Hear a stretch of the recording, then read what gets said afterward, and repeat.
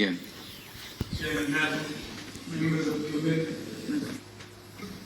Chairman Nadler, members of committee, Ranking Member Jordan, thank you for inviting me to participate in these very serious hearings today. I want to begin by stating that the prospect of defunding and or dismantling police forces across the country is one of the most unwise, irresponsible proposals by American politicians in our nation's history and makes absolutely no sense at all, at least to me. I believe it is nothing short of the politicizing of current social events in an effort to garner votes during this election season. I also believe that it's a reactionary measure that can and will result in short and long-term damage to American society, particularly in our inner city and urban communities.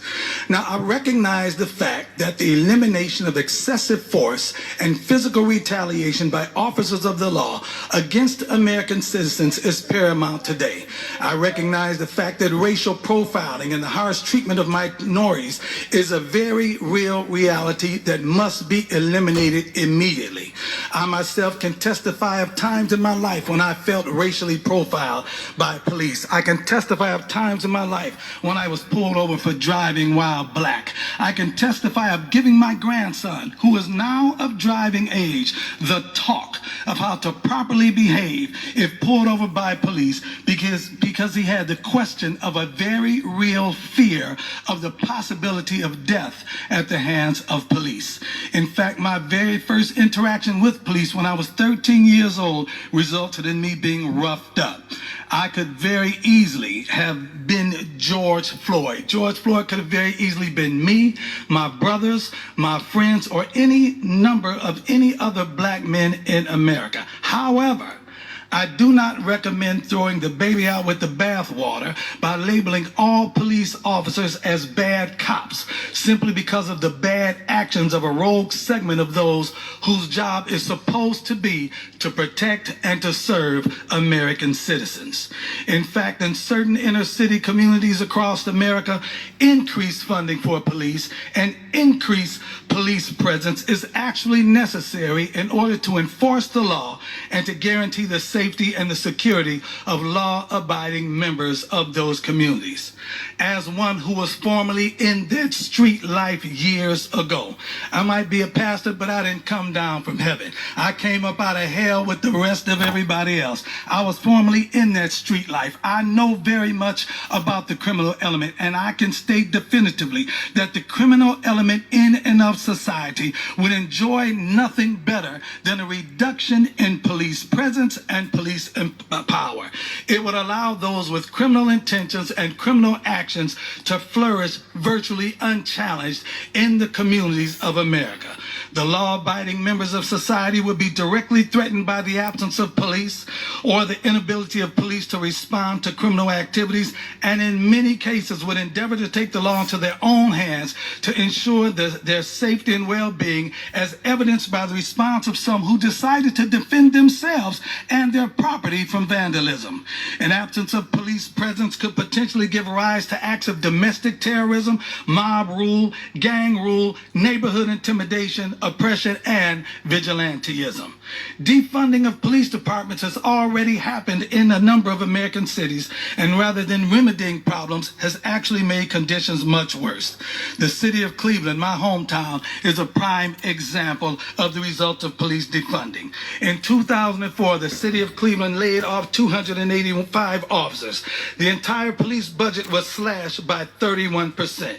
To cover basic services, the following units were either disbanded or cut forever. The district strike force units, the narcotics unit was completely cut. SWAT was downsized. The fugitive unit was disbanded. The auto theft unit was disbanded. The intelligence unit was cut to bare bones. The mounted unit was cut 85%. The aviation unit was down completely for 3 years and is now only utilized during special events. The harbor unit was disabled. The boat sits rotting in a dry dock. The scientific investigation unit was cut 80%. All the lab techs were let go. All evidence collection is now done by priority. The DARE problem, the Drug Abuse Resistance Education Program, was cut. Community policing was cut 45%.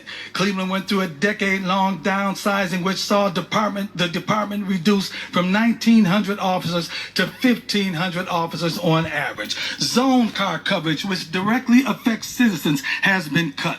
Police presence in any given district or in any given shift has been cut in half. 1- and 2-man units have been cut in half. Response time is dramatically longer if the police show up at all. The murder rates have climbed. The property crime is at record levels. Aggravated robbery statistics are higher. Drug sales, drug use, drug abuse is higher. Drug and alcohol-related motor vehicle accidents are the highest they've ever been.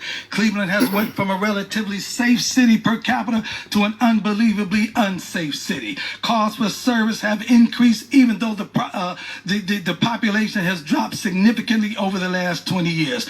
Once safe areas of the city are now unsafe. Once nice neighborhoods in the city are now not nice. Homicides are up 55% in Cleveland from this time last year, and Cleveland now has a higher murder rate per 100,000 residents than Chicago does. I believe that police departments are only as effective as politicians and their appointees allow them to be. Consequently, politicians and appointees are directly responsible for the state of their police departments. Law-abiding citizens, and I've spoken to a great deal of them, overwhelmingly think that defunding or disbanding police departments is a horrible idea. Community policing is a very viable option to address the needs of inner city communities. Having police in the communities to actually get to know the residents is the best way to obtain the results that we all want. When I was growing up, the residents and the business owners knew the police officers that were assigned to our neighborhoods, and their presence was a deterrent to criminal activity. So in short, defunding of police departments in America has already happened, and it is proven to be an epic fail. We cannot allow that paradigm to continue if we want the neighborhoods of America to be safe to live in, the streets of America to be safe for residents to walk on, and the communities of America conducive for businesses to thrive in. So I recommend and I agree with the fact that police reform, or better yet, police revision should be enacted. But it has to be one that is sensitive to the stress, tension, pressure, and paranoia that policing produces.